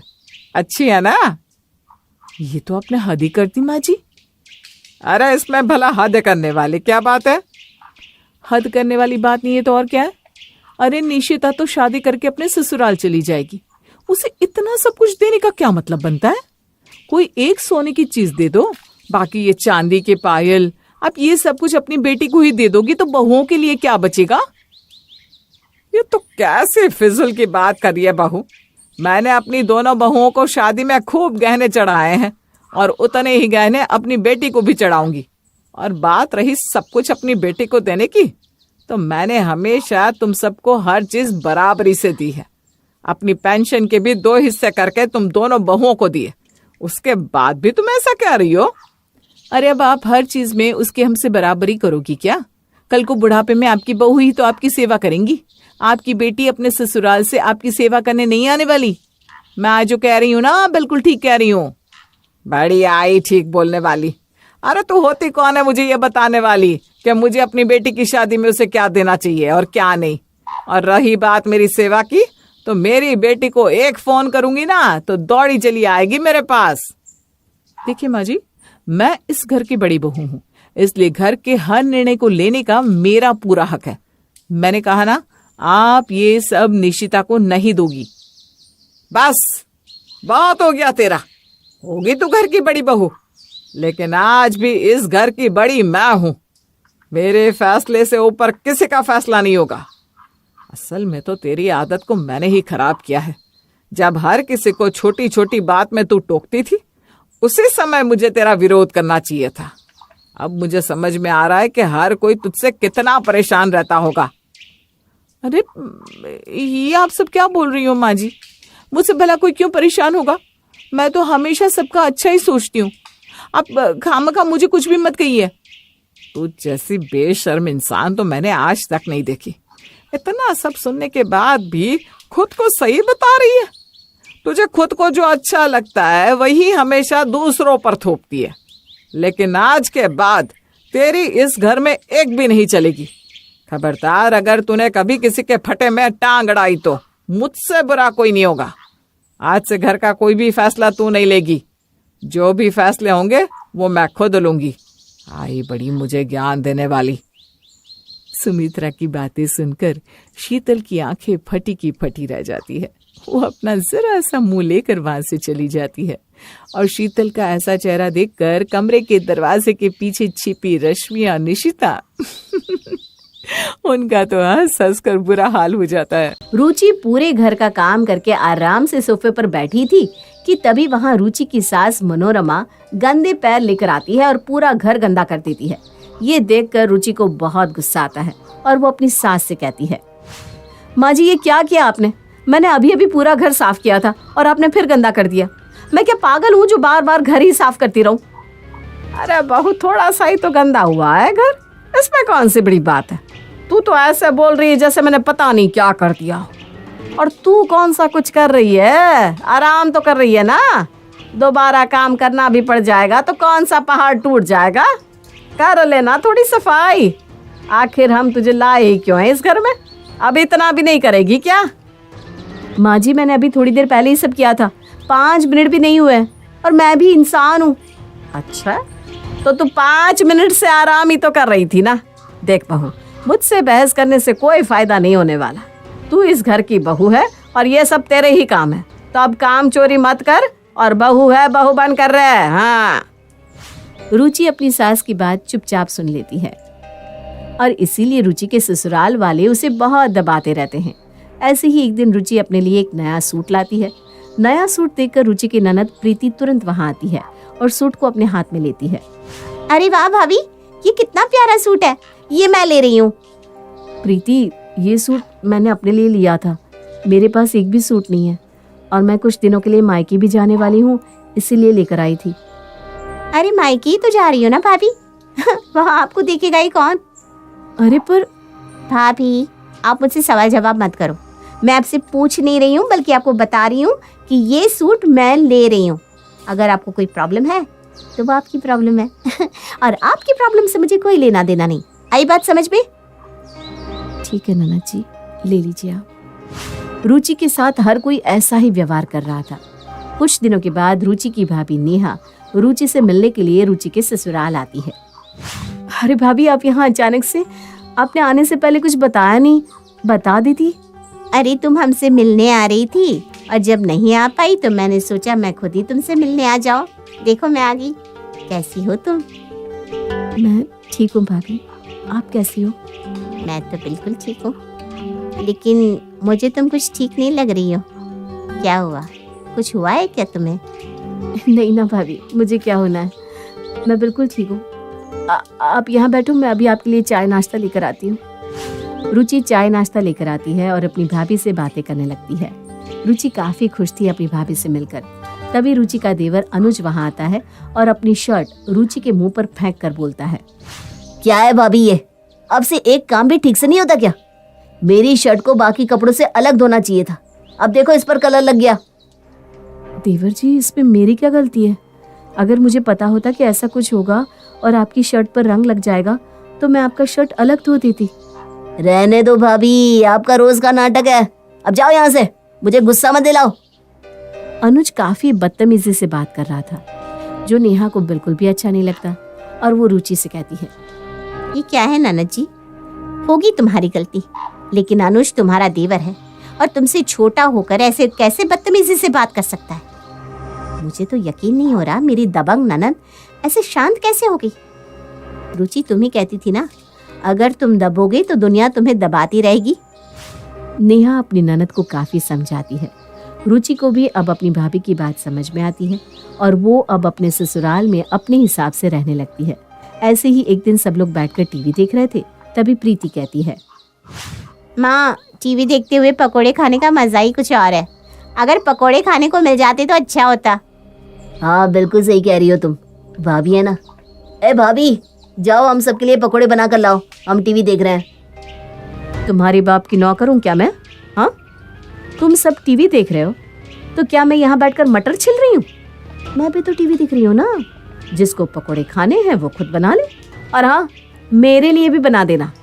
बहुत खिला दिया मैंने सबको खाना बनाकर, अब तुम लोगों की बारी है। रुचि का जवाब सुनकर किसी की हिम्मत ही नहीं होती कुछ भी बोलने की, सब चुप हो जाते हैं। ऐसे ही कुछ दिनों बाद रुचि काफी रात में घर आती है। ये देखकर मनोरमा कहती है, फुर्सत मिल ही गई क्या घर आने की? ये कोई समय है घर आने का? कहीं भी रात में घूमती रहती है। शरीफ घर की बहुएं ऐसा करती है क्या? माँ जी, शरीफ घर की बहुएं आत्मनिर्भर होती हैं। मैं तो बस पास में ही गई थी, मेरी फ्रेंड के घर। अब वहां से आने में देर हो गई तो इसमें मेरी क्या गलती? बहू, तेरी जुबान कुछ ज्यादा ही चल रही है। मैं कुछ बोल नहीं रही हूँ तो मेरे सब्र का इम्तिहान मत ले। वही तो माँ जी, मेरे सब्र का आप भी इम्तिहान मत लो। अच्छा, तो अब तू मेरी सास बनेगी, पर मेरी भी बात कान खोल कर सुन ले। मैं तेरी नौकरानी नहीं, सास हूँ। अब जाकर खाना बना ले, क्योंकि मैंने खाना नहीं बनाया है, और वैसे भी मैं तेरा इंतजार कर रही थी। तो फिर एक दिन माँ जी आप भूखे पेट ही सो जाओ। वैसे भी आजकल आपको कुछ ज्यादा ही दस्त बनी रहती है ना। खाना नहीं खाओगे तो कुछ होगा नहीं, और अगर ज्यादा भूख लग रही है तो रसोई का रास्ता तो आपको पता ही है, हैं? अब से खाना बनाने के लिए मेरा इंतजार मत करना। रुचि के पटर पटर जवाब सुनकर कोई कुछ कह ही नहीं पा रहा था। अब ऐसे ही प्रीति बहुत प्यारा सा सूट पहनकर कमरे से निकली कि रुचि कहती है, अरे वाह, कितना प्यारा सूट है। हाँ भाभी, बहुत अच्छा सूट है ना, मेरा भी ये सूट फेवरेट है। तो चलो अब एक काम करो, निकाल कर मुझे दे दो। याद है ना, कुछ दिनों पहले तुमने मेरा एक सूट ले लिया था, अब ये उसकी भरपाई करेगा। भाभी, अभी मैंने पहना हुआ है, मैं बाद में दे दूंगी। नहीं नहीं नहीं नहीं नहीं, तुम अभी दोगी मुझे। अरे जब तुम पहनकर बाहर घूम कर आओगी तब तो सब यही समझेगी कि मैंने तुम्हारा सूट पहना है। शांति से दे दो, वरना दूसरा रास्ता अपनाना मुझे आता है जो तुम्हें अच्छा नहीं लगेगा। अपनी भाभी की धमकी सुनकर प्रीति चुपचाप सूट निकाल कर दे देती है। रुचि से अब ससुराल में हर कोई डर के रहने लगा था। कई दिनों बाद वापस से नेहा रुचि के ससुराल आती है। भाभी, मैं आपको यहाँ बुलाने ही वाली थी, मेरा आपसे मिलने का बहुत मन कर रहा था। देखा, मुझे पता चल ही जाता है कि तुम्हें मेरी याद आ रही है और मिलने का मन कर रहा होगा, तभी तो मैं आ जाती हूँ। बिल्कुल। अच्छा, मैं चाय मंगवाती हूँ। माँ जी, जरा चाय पकोड़े बना दीजिए, मेरी भाभी आई है। मनोरमा चाय पकोड़े बनाकर लाती है। घर में सभी लोग रुचि से अच्छे से बात करते हैं। ये देखकर नेहा को बहुत खुशी होती है और वो कहती है, वाह मेरी दबंग ननद, आखिरकार तुमने मेरी बात मान ही ली। हाँ भाभी, अब तक सबको मैं पहले जैसी थी वो अच्छी नहीं लग रही थी ना। तो मैंने अब आपकी बात मान ही ली, और अब देखो सबको अच्छी लग रही हूँ मैं। बहुत सही किया रुचि तुमने, मुझे मेरी दबंग ननद पर बहुत गर्व है। हाँ भाभी, और ये सब कुछ आपकी वजह से हुआ है। आज आपकी वजह से इस घर में मेरी कदर है और मेरा डर भी। अब ये लोग ना मेरे साथ कुछ गलत करते हैं और ना ही घर में। ये तो बहुत अच्छी बात है, पर रुचि, इस बात का कभी भी गलत फायदा मत उठाना और इसी तरह से खुश रहना और परिवार को भी खुश रहना सिखाना। जरूरत पड़ने पर ही दबंगगिरी दिखाना। पता चला कि तुमने अपने ससुराल में अपना इतना खौफ बना दिया कि अब सब तुमसे डरने लगे हैं। डर से ज्यादा परिवार में प्यार होना चाहिए। नेहा को अपनी दबंग ननद पर नाज होता है और अब रुचि को भी समझ में आ जाता है कि इंसान जितना दबता है उसे उतना ही दबाया जाता है, इसलिए गलत जगह पर आवाज उठाना बहुत जरूरी है। देवोलीना की ननद कामाक्षी उन्हीं के साथ रहती है। देवोलीना की एक प्यारी सी बेटी है नीतू। कामाक्षी का बेटा है उदय। उदय थोड़ा शरारती है। घर के सभी लोग दोनों बच्चों से बहुत प्यार करते हैं, लेकिन न जाने क्यों देवोलीना को लगता है कि नीतू के लड़की होने के कारण उसे कोई प्यार नहीं करता। अब देवोलीना का ये शक सच है या उसका बहुत बड़ा वहम, आइए जानते हैं हमारी इस कहानी में। नीतू, नीतू कहाँ हो बेटी? देवोलीना नीतू को सारे घर में ढूंढती है। उसके बाद वो गार्डन में जाती है तो देखती है कि उदय और नीतू गार्डन में खेल रहे हैं। नीतू, तुम्हें सुनाई नहीं देता? मैं कब से तुम्हें आवाज लगा रही हूँ। चलो अंदर चलो और कुछ खा लो। उदय बेटा, तुम भी चलो। मामी जी, मम्मी ने मुझे मैगी बना कर दी है, मैंने खा ली, अब नहीं खाऊंगा कुछ। तुम्हारी मम्मी ने तुम्हें मैगी दी, नीतू को क्यों नहीं दी? अभी बात करती हूँ तुम्हारी माँ से। देवोलीना गुस्से में कामाक्षी के पास जाती है। कामाक्षी, तुम मेरी बेटी और अपने बेटे में इतना फर्क क्यों करती हो? क्या हुआ भाभी? मैंने कब फर्क किया? तुमने उदय के लिए मैगी बनाई, लेकिन नीतू के लिए नहीं बनाई। मैं तो कभी ऐसा नहीं करती। मैं जो कुछ भी बनाती हूँ दोनों बच्चों के लिए बनाती हूँ। नहीं नहीं भाभी, आपको गलतफहमी हुई है। मैंने नीतू को भी मैगी दी थी, लेकिन उसने खाने से ही मना कर दिया। देखिए, अभी भी मैंने फ्रिज में रखी है। बच्चे तो खाने की चीज़ को मना करते ही हैं, उन्हें ज़बरदस्ती खिलाना पड़ता है। जैसे तुमने अपने बेटे को ज़बरदस्ती खिलाया, वैसे ही मेरे बेटे को भी खिला सकती थी ना। भाभी, मैंने किसी को भी नहीं खिलाया ज़बरदस्ती। आपको ना सच में गलतफहमी हो रही है। देवोलीना कामाक्षी से झगड़ा करके चली जाती है। अगले दिन नीतू उदय को सारे घर में ढूंढती है। जब उसे उदय कहीं नहीं मिलता तो वो कामाक्षी के पास जाकर पूछती है, बुआ, उदय कहाँ गया है? मुझे कहीं नहीं मिल रहा। नीतू, वो तुम्हारे चाचू के साथ किसी काम से बाहर गया है। तो बुआ, अब मैं किसके साथ खेलूं? तुम मेरे साथ खेलो ना। चलो, हम बाहर गार्डन में चलकर खेलते हैं। नीतू और कामाक्षी बाहर खेलने चले जाते हैं। तभी वहां देवोलीना आ जाती है। अरे कामाक्षी, आज तुम नीतू के साथ खेल रही हो? वो तुम्हारा शरारती बेटा कहाँ है? उसे राज बाहर लेकर गया है। उसका आधार कार्ड नहीं बनाना, तो बस वही बनवाने गया है। इतने में देवोलीना का देवर राज भी वापस आ गया। उसने उदय को बहुत सारे खिलौने दिलवाए और बहुत सारी खाने की चीज़ें भी दिलवाई हैं। देवोलीना को ये सब देखकर बहुत गुस्सा आया। उसने बिना कुछ सोचे समझे कामाक्षी और राज को सुनाना शुरू कर दिया। कामाक्षी, तुम तो बोल रही थी कि राज आधार कार्ड बनवाने गया है, लेकिन ये तो कुछ और ही करके आया है। भाभी, क्या हो गया? वो सच में आधार कार्ड बनवाने ही गया था। राज, तुम अपने भाई की बेटी और बहन के बेटे में इतना फर्क क्यों करते हो? जब तुम उदय को बाहर सैर सपाटे के लिए लेकर जा रहे थे तो मेरी नीतू को भी ले जाते ना। भाभी, मैं उदय को घुमाने नहीं गया था, मैं काम से ही लेकर गया था।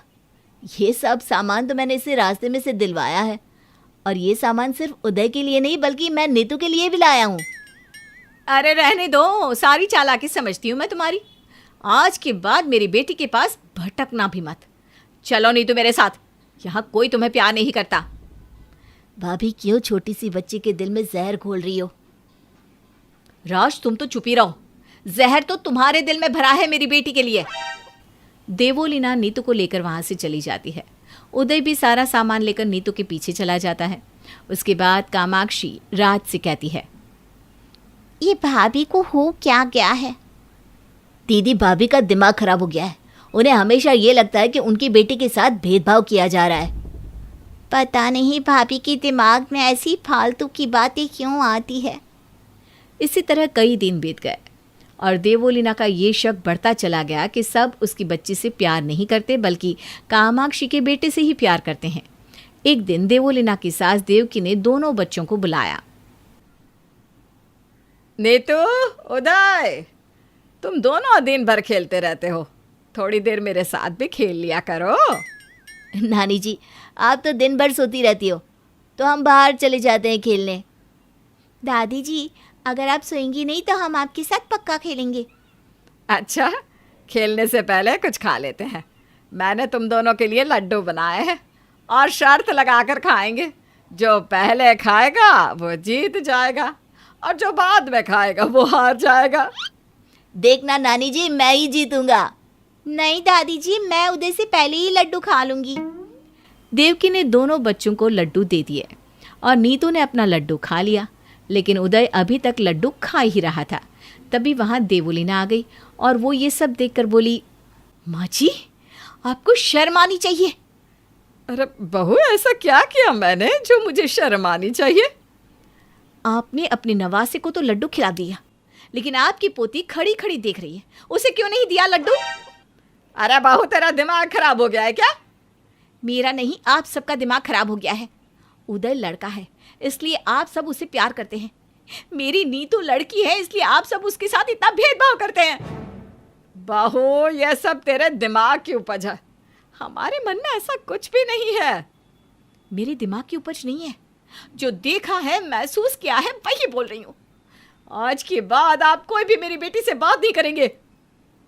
देवोलीना नीतू को लेकर वहां से चली जाती है। वो नीतू से किसी को भी बात नहीं करने देती। अब वो अपना सारा गुस्सा अपनी बेटी पर ही उतारा करती। उसे जब भी गुस्सा आता वो नीतू को पीट दिया करती। एक दिन नीतू उदय के साथ खेलने की जिद कर रही थी। मम्मी मुझे उदय के साथ खेलना है। बिल्कुल नहीं, उस शरारती बच्चे के साथ तुम बिल्कुल नहीं खेल सकती। नहीं मम्मी मुझे जाना है, जाना है, जाना है मुझे। देवोलीना ने नीतू को बहुत तेज थप्पड़ मारा और नीतू जोर जोर से रोने लगी। देवकी ने इस बात पर अपनी बहू को सुनाना शुरू कर दिया। बहू, छोटी सी बच्चे पर हाथ उठाते हुए तुझे शर्म नहीं आ रही? आप क्यों इतना बोल रही हो? आपके पोते को नहीं, मैंने अपनी बेटी को मारा है। और आपको तो बहुत खुशी होगी कि मैं अपनी बेटी को पीट रही हूँ। देख बहू, अगर आज के बाद तूने मेरी नीतू पर हाथ उठाया ना तो मैं तेरी पुलिस में शिकायत कर दूंगी। देवकी ये बोलकर नीतू का हाथ पकड़कर वहां से ले जाती है। वो नीतू को चुप कराती है। ऐसे ही कुछ दिन बीत जाते हैं। घर के सब लोग बैठकर देवोलीना के बारे में बात कर रहे थे। तभी बाहर से कुछ लोगों के चिल्लाने की आवाज़ आई। घर के सभी लोगों ने बाहर जाकर देखा तो नीतू और उदय बेहोश पड़े थे। नीतू, नीतू, नीतू मेरी बच्ची, क्या हुआ तुझे? कामाक्षी, ये जरूर तुम्हारे बेटे की कोई शरारत की वजह से हुआ है। पता नहीं क्या हो गया मेरी बेटी को। भाभी शर्म कर लो कुछ, दोनों बच्चों की हालत खराब है और आप अभी भी ऐसी बातें कर रही हो। अभी दोनों को अस्पताल लेकर चलते हैं। सभी लोग बच्चों को अस्पताल लेकर जाते हैं। डॉक्टर दोनों का चेकअप करने के बाद कहते हैं, आपकी बेटी नीतू को किसी सांप ने काट लिया था। इस लड़के उदय ने मुंह से चूसकर जहर को निकाला है। इसी जहर के असर से ये दोनों बेहोश हो गए हैं। खैर अब दोनों ठीक है, थोड़ी देर में होश में आ जाएंगे। जब देवोलीना ने ये बात सुनी तो उसके पैरों के नीचे से जमीन खिसक गई।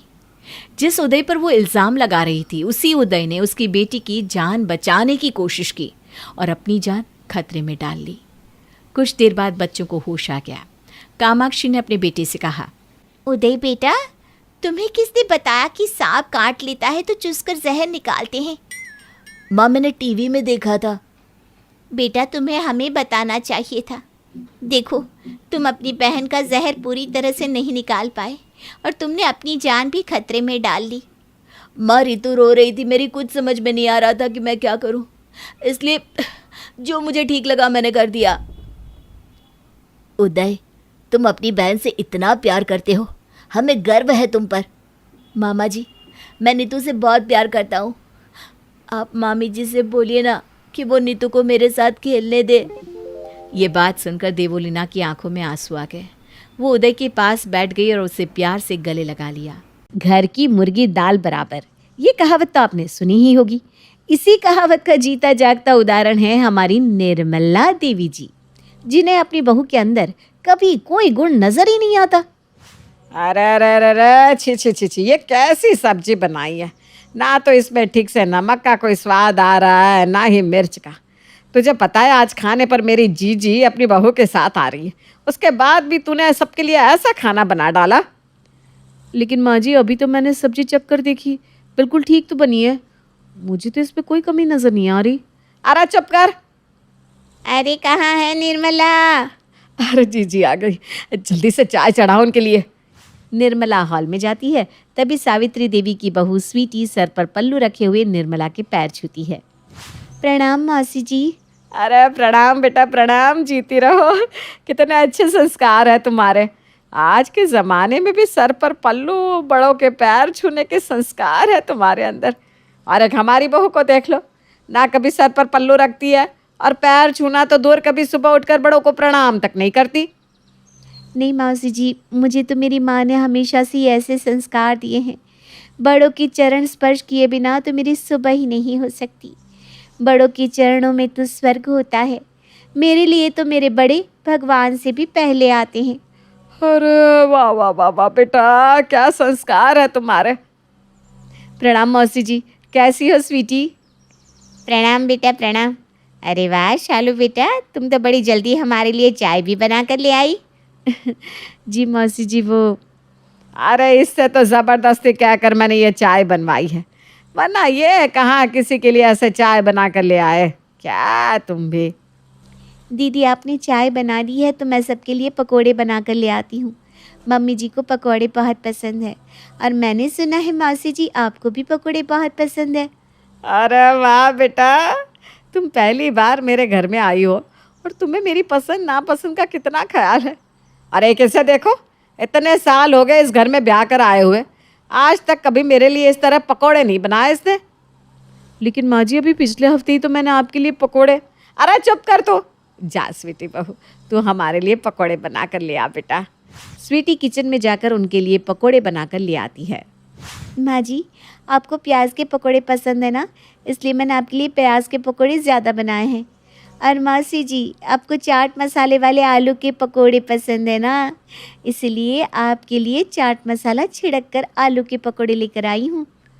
अरे बस कर बहू, अब तो मुझे रुलाएगी क्या। आप तो बड़ी किस्मत वाली हो जीजी, जो आपको स्वीटी जैसी सर्वगुण संपन्न बहू मिली। वो तो है निर्मला, मेरी बहू है तो सर्वगुण संपन्न, कूट कूट के संस्कार भरे हैं मेरी स्वीटी के अंदर। सच कहा जीजी, लेकिन पता नहीं मैंने ऐसे कौन से पाप किए थे जो भगवान ने मुझे ऐसी बहू दे दी। लेकिन मम्मी जी मैं तो आपकी हर बात मानती हूँ। देखो देखो कैसे आपके सामने मुझसे ज़बान लड़ा रही है। वो सब छोड़, अब हम चलते हैं घर, जाकर स्वीटी को सबके लिए रात का खाना भी तो बनाना है। ठीक है जीजी, ये लो स्वीटी बहू, आज तुम पहली बार अपनी मौसी सास के घर में आई हो, ऊपर से तुमने हमें इतने टेस्टी पकोड़े बनाकर खिलाए जो इसके राज में तो मुझे कभी खाने को नहीं मिले। ये लो बहू, अपना शगुन रखो। मौसी जी मैं आपकी भावना का सम्मान करती हूँ, लेकिन ये शगुन मेरे लिए बहुत ज़्यादा है। आप अपने आशीर्वाद के रूप में मुझे शगुन के 11 रुपये दे दीजिए, मैं उन्हें हमेशा संभाल कर रखूँगी। अरे बेटा, तेरे इन्हीं संस्कारों ने तो मेरा दिल जीत लिया। काश तू मेरी बहू होती तो मेरी ज़िंदगी भी सफल हो जाती। स्वीटी जाने से पहले निर्मला के पैर छूती है और अपनी सास के साथ वहाँ से चली जाती है। उनके जाते ही निर्मला अपनी बहू शालू को टेढ़ी नज़रों से देखने लगती है। अरे अब मैंने क्या किया? देखा कैसी सर्वगुण संपन्ना बहू है जीजी की, बिना बोले मेरे लिए चाट मसाले वाले आलू के पकोड़े बना कर ले आई। और एक तू है जिसे कुछ बनाने को कहो तो वो चीज़ बनाने से पहले तेरा मुंह बन जाता है। अब ये क्या कह रही हो माँ जी, मैंने कब किया ऐसा? याद कर उस दिन जब मैंने तुझे बादाम वाली खीर बनाने को बोला था तो कैसे मेरे मुंह पर मना कर दिया था तूने। अरे लेकिन उस दिन आपकी शुगर बहुत ज़्यादा बढ़ी हुई थी, इसलिए मैंने आपको खीर खाने को नहीं दी। बस बस सब जानती हूँ मैं। निर्मला मुंह बनाकर अपने कमरे में चली जाती है। कुछ दिन बाद। प्रणाम मौसी जी, पाए लागू। अरे जीती रे बेटा, खुश रहे। मौसी जी आज मैंने घर पर दही वड़े और पापड़ी चाट बनाई थी।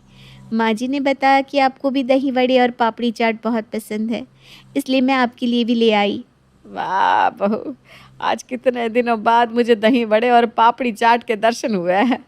एक तो है जो मेरी पसंद का इतना ख्याल रख रही है, वरना मैं इसे इतनी बार कहती हूँ ये मेरे लिए कभी मेरी पसंद की चीज़ें नहीं बनाती। लेकिन मम्मी जी आप ही तो कहती हैं ऑयली खाने से मुझे एसिडिटी होती है, वरना मैं तो हर संडे आपके लिए दही वड़े और पापड़ी चाट बना लूँ। वो क्या है ना शालू दीदी, मैं जानती हूँ कि ज़्यादा तले खाने से मौसी जी को एसिडिटी होती है, इसीलिए उस दिन पकौड़े बनाते हुए भी मैंने अच्छी तरह से टिश्यू पेपर से उनका सारा एक्स्ट्रा ऑयल निकाल दिया था। और घर पर तो मैंने एयर फ्रायर लाया हुआ है ताकि सबको बिना ऑयल के अच्छा अच्छा खाना बनाकर खिला सकूँ। मैंने ये सब कुछ ना एयर फ्रायर में बनाया है मौसी जी, इस खाने से आपको बिल्कुल भी एसिडिटी नहीं होगी। अच्छा मौसी जी प्रणाम, अब मैं चलती हूँ, मुझे घर जाकर माँ जी के सर की तेल मालिश भी तो करनी है। हाँ हाँ बेटा तुम जाओ, ये सब तुमने ना बहुत अच्छा बनाया है, खाकर मज़ा आ गया। जीजी को मेरी याद देना। जी मौसी जी। स्वीटी के जाने के बाद। इससे कहते हैं सेहत का ख्याल रखना। तुझसे तो बस हर काम के लिए बहाना बनवा लो। इसमें तेल ज़्यादा है आपको एसिडिटी होती है, इसमें शक्कर ज़्यादा है आपका शुगर बढ़ जाता है। अच्छी तरह पता है मुझे, सब बहाने हैं बहाने। ऐसी कोई बात नहीं है माँ जी, मुझे बस आपकी सेहत की चिंता है। अरे चुप कर, मेरी तो किस्मत ही फूटी है जो तुम मुझे बहू के रूप में मिली। काश सावित्री जीजी की जगह स्वीटी मेरी बहू होती तो मेरा बुढ़ापा कितना अच्छा हो जाता। इसी तरह हर रोज निर्मला देवी अपनी बहू शालू के सामने स्वीटी की तारीफों के पुल बांधती और बार बार स्वीटी जैसी बहू मिलने की बातें करती रहती। एक शाम, माँ जी, बाऊ जी, खाना बन गया है, खाना खा लीजिए। दोनों खाना खाते हैं। तभी खाने का पहला निवाला खाते ही निर्मला उस खाने को थूक देती है। छे छे छे छे, ये सब्जी बनाई है तूने? शादी को इतने साल हो गए लेकिन आज तक ढंग का खाना बनाना नहीं आया तुझे। एक तू है और एक जीजी की बहू है, उसकी शादी हुए अभी 6 महीने भी नहीं हुए, फिर भी इतना टेस्टी खाना बनाती है। उसके हाथ की सब्जी कोई एक बार खा ले तो अपनी उंगलियां चाटता रह जाता है, एकदम मसालेदार चटपटी। और एक तू है जिसने ऐसी सब्जी बनाई है जिसमें मिर्च मसाले का कोई अता पता ही नहीं। ऐसा लग रहा है जैसे पानी में सब्जी उबाल कर दे दी हो।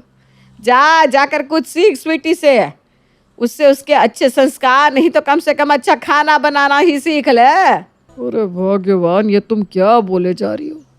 खाना तो ठीक ही बनाया है बहू ने, और तुम्हें भी पता है कि डॉक्टर ने तुम्हें ज़्यादा मिर्च मसाले वाला खाना खाने से मना किया है, इसीलिए बहू खाने में कम मसाले डालती है। आप ना इसकी तरफदारी मत किया करो जी, आपकी वजह से इतनी ज़्यादा सर पर चढ़ गई है। नहीं खाना मुझे इसके हाथ का खाना। जा ले जा इसे यहाँ से। मैं तो आज जीजी के घर जाकर स्वीटी बहू के हाथ का खाना ही खाऊंगी। निर्मला मुंह चढ़ाकर अपनी जीजी के घर जाती है, लेकिन घर में घुसते ही उसे चिल्लाने की तेज तेज आवाज सुनाई देती है। अरे जीजी के घर में तो सब बड़े शांत रहते हैं, तो आज घर में इतनी चिल्लम चिल्ली कौन कर रहा है? देखो तो। तुम दोनों बुढ़ी बुढ़ियों ने पागल करके रख दिया है मुझे। जब से घर में आई हूँ मुफ्त की रोटियां हजम किए जा रहे हो। अब एक और दिन भी अपने साथ इस घर में रहने नहीं दूंगी मैं तुम्हें। लेकिन स्वीटी, तुमने तो कहा था तुम हमेशा मम्मी पापा की सेवा करोगी। मुझे जितनी सेवा करनी थी मैं कर चुकी। और अगर तुम्हें अपने माँ बाप पर ज्यादा प्यार आ रहा है ना, तो तुम्हें भी इन दोनों के साथ घर से बाहर फेंक देती हूँ। फेंक दो।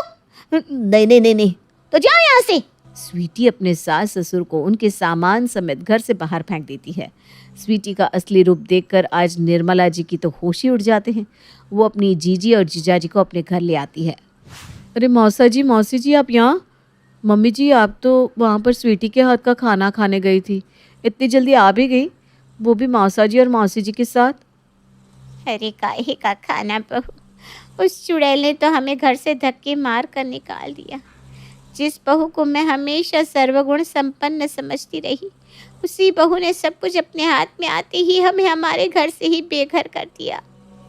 अरे बाप रे बाप, अच्छा हुआ कि मम्मी जी के कहने पर मैं स्वीटी जैसी नहीं बनी, वरना मम्मी जी आज आप भी हैं। वैसे अगर आप अभी भी चाहती हो तो मैं बन जाती हूँ स्वीटी जैसी। इससे स्वीटी जैसी सर्वगुण संपन्न बहू लाने की आपकी ख्वाहिश भी तो पूरी हो जाएगी ना। अरे नहीं नहीं बहू, तू ही मेरी सर्वगुण संपन्न बहू है। मेरे लिए तो तू ऐसी ही सबसे अच्छी है, कभी किसी की तरह मत बनना। निर्मला का चेहरा देखकर शालू अपनी हंसी नहीं रोक पाती। स्वीटी का असली रूप देखकर निर्मला को अच्छी तरह कल आ जाती है, और उस दिन के बाद निर्मला फिर कभी अपनी बहू शालू को किसी के जैसा बनने को नहीं कहती, और उसे उसकी कद्र भी अच्छी तरह समझ में आ जाती है। कहते हैं वक्त का कोई भरोसा नहीं, कब किसके दिन फिर जाए क्या पता। राधा की शादी होती है राजा से। राजा एक बहुत ही संस्कारी लड़का होता है, लेकिन उसकी माँ का मिजाज काफी अलग। राधा, ज्यादा काम मत किया करो, हम लोगों के घर नौकरानी है, वो घर का सारा काम करती है। तुम बहू हो, अभी नई नई शादी हुई है, तुम आराम करो। तभी ससुर आ जाते हैं। कैसी बात करती हो लिली? बहू आराम करेगी तो काम कौन करेगा? नौकरानी कमला करेगी काम, आखिर तनख्वाह देते हैं हम लोग उसे, तो काम नहीं करेगी क्या? तुम दोनों सास बहू कान खोल कर सुन लो, कमला काम नहीं करेगी, वो सिर्फ राजा का ख्याल रखेगी। लेकिन पापा जी, मैं हूं ना इनका ख्याल रखने के लिए, फिर मैं क्या करूंगी? नहीं, तुम्हारे पति यानी मेरे बेटे को कमला ने संभाला है, वही उसकी माँ है, और वो इस घर में राज करेगी। काम करने के लिए तुम दोनों हो ना। एक तरफ जहां बहू को कमला का राज समझ में नहीं आता, तो वहीं पति की बात सुनकर तो मानो सास को गुस्सा ही आ जाता है। अरे बकवास बंद करो, नौकरानी को सर पर चढ़ा रखा है तुम लोगों ने, हद होती है। पता नहीं कब छुटकारा मिलेगा इस नौकरानी कमला से। तभी राजा आ जाता है। राजा के आते ही राधा उसे पानी देती है कि नौकरानी आ जाती है। नहीं नहीं, राजा को गर्म पानी देना होता है, नहीं तो उसकी खांसी शुरू हो जाती है। राधा देखती है कि सामने एक अजीब सी नौकरानी जैसी औरत खड़ी है। आप कौन है? पापा, ये कौन है? बेटा वो हमारी नौकरानी है। राजा की माँ का मिजाज देख रही हो ना, मॉडलिंग करती थी अपने ज़माने में। ऐसे में राजा कैसे पला है ये सिर्फ कमला ही जानती है। राजा के लिए ये माँ के समान है। ऐसे में इसी ने राजा को बचपन से बड़ा किया है। वो इसी के पास रहता था। वो जानती है कि राजा को क्या चाहिए, कब चाहिए। अच्छा ठीक है पापा जी। तभी नौकरानी, जो कि काफ़ी सालों से उस घर में होती है और खुद को राजा की माँ समझती है, राधा पर सास की तरह हुक्म चलाने लगती है। अगर मेरे बारे में पूरा ब्यौरा ले लिया हो तो ज़रा तेल गरम करके ले आओ, राजा के बाल में लगाना है। कितने सूखे लग रहे हैं बाल। राधा को अजीब लगता है कि ये क्या हो रहा है। सास है जो उड़ी फिर रही है और नौकरानी खुद को सास मान रही है। माननी किसकी बात है? वो कंफ्यूज हो जाती है कि क्या बात है बहू, कमला की बात को सुनकर अनसुना क्यों कर रही हो? वो राजा के बाल में तेल लगाने के लिए तेल मांग रही है ना, ला कर दो उसे। और हाँ बहू, कमला की कोई बात ऐसी ना हो जो तुम ना मानो, वरना ठीक नहीं होगा, समझी? ससुर की डांट सुनकर राधा चुपचाप तेल गरम करने चली जाती है। हाय रे किस्मत, जो सास है वो बहन बनकर घूम रही है और जो नौकरानी है वो सास बनी है। राधा तेल गरम करके नौकरानी को दे देती है। क्या रे बहू, तेरे को पता नहीं क्या? कटोरी गरम है ना तो किसी चीज में रख कर देनी होती है। हाँ राधा, माँ जी का हाथ जल जाएगा तो। रुको माँ जी, मैं लेकर आता हूँ। राजा के मुंह से नौकरानी के लिए माँ शब्द सुनकर राधा हैरान हो जाती है। वहीं राजा तेल को प्लेट में रखकर नौकरानी को देता है और वो उसके सर पर तेल लगाती है। वाह माँ जी, मज़ा ही आ गया। तभी राधा की सास वहाँ से निकल रही थी। अगर आपका घूमना हो गया हो तो ज़रा रसोई में भी नज़र डाल लो, जब देखो तब मटकना, खाना भी लगाना है। सास नौकरानी को न जाने क्यों कुछ नहीं कहती। हाँ राधा, खाना लगा दो, वैसे भी मेरी योगा क्लास है। खाने के बाद मैं थोड़ा आराम करूँगी, फिर ग्रीन टी लेकर योगा जाऊँगी। जी माँ जी, मैं दोनों का खाना लगा देती हूँ। राधा 2 प्लेट में खाना लेकर आती है। एक प्लेट अपनी सास और दूसरी प्लेट राजा के सामने रख देती है। वाह बहू, और मेरी थाली कहाँ है? राधा को गुस्सा आता है। आपको क्यों खाना दूं मैं? और वैसे भी ये खाना हम लोगों के लिए है। आपके लिए कल की दाल है, वो ले लेना। हाय रे, राधा की आवाज़ पूरे घर में गूंज रही थी। राधा की सास हैरानी से राधा की ओर देख रही थी। तभी वहां ससुर आ जाते हैं। राजा भागकर नौकरानी का हाथ पकड़ लेता है। कितनी ज़बान चल रही है इसकी। अरे जिस पति की पत्नी बनकर आई है ना, उसे मैंने पाला है, मैंने, समझी? खाना कैसे नहीं खिलाती तू, वो मैं देखती हूँ। और रहा सवाल कल की दाल का, तो अब वो दाल तू खाएगी। बढ़िया आई। राधा, यही संस्कार है तुम्हारे घर के? अरे बड़ों से बात करने की तमीज नहीं सिखाई तुम्हारे माता पिता ने? देखिए पापा, एक नौकरानी के लिए मेरे मम्मी पापा के संस्कार की बात नहीं करे तो अच्छा होगा, समझे? राधा ये बोलकर वहां से निकल रही थी कि तभी अचानक उसके कान में उसके पति राजा की आवाज आती है। देखो राधा, कमला माँ का अपमान करके तुमने ठीक नहीं किया। या तो तुम उनसे माफी मांगो या घर से निकल जाओ। अरे ये तो किसी फिल्मी ड्रामे की तरह लग रहा है। नौकरानी से माफी, नहीं तो घर से बाहर। ये क्या माजरा है? राधा नौकरानी से तभी तो माफी मांग लेती है और कमरे में चली जाती है, लेकिन वो ठान लेती है कि वो पता लगा कर रहेगी कि क्या सिर्फ इसलिए कि नौकरानी ने पति को पाला है वो इस घर में राज कर रही है, या फिर मामला कुछ और है। राधा अपनी सास के पास जाती है। माँ जी, मैं अंदर आऊं? राधा की सास बेहद हाई फाई सी औरत थी। वो राधा को देखकर कहती है, हाँ हाँ राधा, बोलो क्या काम है, सब ठीक है ना? वैसे सुबह तुम्हारी बेइज्जती देखकर अच्छा नहीं लगा। पर सासू माँ, ये क्या है? नौकरानी को इन्होंने और पिताजी ने इतना सर पर क्यों चढ़ा रखा है? वो क्या है ना, राजा को उसी ने पाला है। मैं तो मॉडल थी, अपने शूट में बिजी रहती थी, लेकिन अब लगता है कि मैंने अपना घर बर्बाद कर दिया। कई बार सोचती हूँ कि इस नौकरानी को सबक सिखाऊं या घर से निकाल दूं, लेकिन राजा के पापा और राजा उसे इतना मानते हैं कि वो लोग मुझे घर से निकालने के लिए राजी है, पर नौकरानी को नहीं। तो ये बात है। तो इसी बात पर नौकरानी जी हवा में उड़ रही है। चिंता न करें माँ जी, मैं ही इसे ठिकाने लगाती हूँ। रात में बहू पति के पास जाती है और कहती है, वो क्या है ना, शादी की बात कहाँ कहाँ क्या क्या इन्वेस्ट करना है, उसकी प्लानिंग के लिए मुझे आपके और अपने फाइनेंशियल संभालने होंगे। समझ रहे हैं ना आप? तो आगे से सैलरी आप मुझे दीजिएगा, पापा को नहीं। पापा को तो मैं वैसे भी नहीं देता, मैं तो कमला माँ को देता हूँ, वही मेरे पैसे का हिसाब रखती है। राधा को तो मानो कांटो खून सूख लेता है। क्या? नौकरानी को? नौकरानी को कौन अपनी तनख्वाह देता है जी? देखो राधा, मैं आखिरी बार बोल रहा हूँ, नौकरानी बोलकर उनका अपमान ना किया करो। अब हाँ, गलती हो गई, सॉरी। अगले रोज वो सभी के सामने कमला से कहती है, आंटी जी वो क्या है ना, मुझे और राजा को एक बड़ा घर लेना है, तो उसके लिए अब तक राजा ने जो पैसे कमाए हैं ना, उसकी सारी डिटेल मुझे चाहिए, क्योंकि वो तो सारा पैसा आपको देता है। आपके पास कितना कब कहाँ खर्च हुआ उसका हिसाब तो होगा ही। नौकरानी घबरा जाती है, लेकिन फिर भी हाँ और क्या, वैसे भी उसके पैसे जैसे कि तैसे ही है, मुझे राजा के पैसे से क्या लेना देना।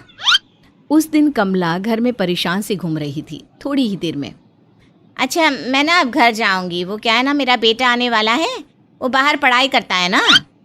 कमला निकल जाती है और उसके पीछे निकलती है राधा बहू। आज तो मैं इसका राज सबके सामने लाकर ही रहूंगी कि कैसे इमोशनल करके ये कमला इस पूरे घर पर राज कर रही है। लेकिन ये क्या, राधा देखती है कि कमला एक बहुत ही सुंदर से घर में घुसती है जिसके बाहर लिखा था कमला निवास। ओहो, तो हम लोगों के पैसों से ये इतना बड़ा घर भी खरीद कर बैठी हैं। अब बताती हूँ इसे। राधा खिड़की के पास जाकर खड़ी हो जाती है जहाँ कमला अपने बेटे से कह रही थी, बेटा मुझे लग रहा है कि अब तुझे नौकरी देखनी ही होगी। इस घर में मेरा खेल खत्म होने वाला है। राजा की बीवी एक नंबर की चालू आई है। अरे मुझसे पैसों का हिसाब मांग रही थी। ओहो माँ, उस पागल राजा से बात करो ना कि अपनी बीवी को घर से निकाल दे।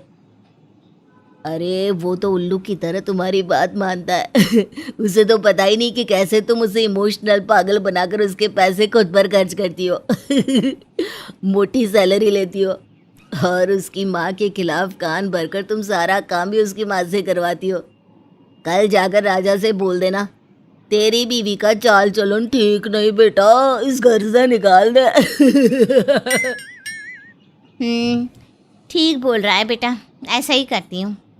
अगले रोज कमला जैसे ही राजा को कहती है, बेटा तेरी बीवी ना अच्छी नहीं है, उसके चाल चलन में खराबी है। लेकिन ये क्या, राजा तो ये सुनकर भड़क जाता है। आंटी मेरी बीवी बिल्कुल अच्छी है, गंदी और गलत तो आप हैं। मैं अभी पुलिस को बुलाता हूँ, इससे पहले मेरे सारे पैसे वापस करो। और हाँ, अब तुम्हारी सच्चाई सब हमारे सामने आ चुकी है। ये बोलकर राजा नौकरानी को मोबाइल दिखाता है जिसमें राधा ने सब कुछ रिकॉर्ड कर लिया था। और अब जितनी जल्दी हो इस घर से 9 तो 11 हो जाओ। घर का सामान भी चुराती थी तुम, गलती मेरी ही थी। बेटे के प्यार में सब भूल गया। मेरी बीवी ही इस घर की असली लक्ष्मी है। सास राधा को देखकर खुश होती है और नौकरानी का सारा घमंड उतर चुका था। वो वहां से चली जाती है।